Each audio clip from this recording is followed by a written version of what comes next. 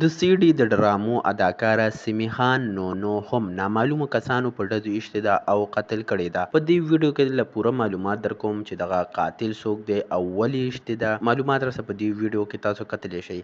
دوستانو سیمي خان نونو چې یو ښه اداکاره وه د سی ډي د ډرامو چې ډېر ښه اداکارانو سره یې کار کړی و. په دغه دوران کې جهانګیر صاحب، اسماعیل شاهد، سید رحمان شینو او نور هم داسې ښه اداکارانو سره په ډرامو فلمونو کې کار کړی و. سیمي خان نونو چې د ډرامو دور ختم شو، د سی ډي د ډرامو دور ختم شو، نو په هغه ټیم کې سیمي خان نونو د دغه پیل نه اخوا شوله او خپل زندگی خپل خاوند سره تیرول شروع کړل. سیمي خان نونو چې څه موده وړاندې واپس سوشل میډیا یعنی ټیک ټاک باندې ښکاره شوله او خپل اداکاري بیا په ټیک ټاک باندې شروع کړله. کتونکو دغه خبر چې مونږ ته ملو شو چې سیمي خان نونو د پیښور نه اسلام آباد ته روانه وه تلله.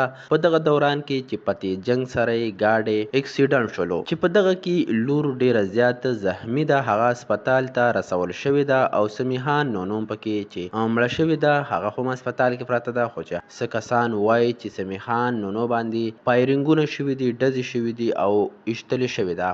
خو داسې نیوز هم مخې ته راځي چې نه، سیمي خان نونو په پتې جنګ سره یې ګاډی اکسیډنټ شوی دی او په هغې کې او په هغه حادثه کې مړه شوې ده چې لور یې ډېره زیاته په دغه اکسیډنټ کې خرابه شوې ده.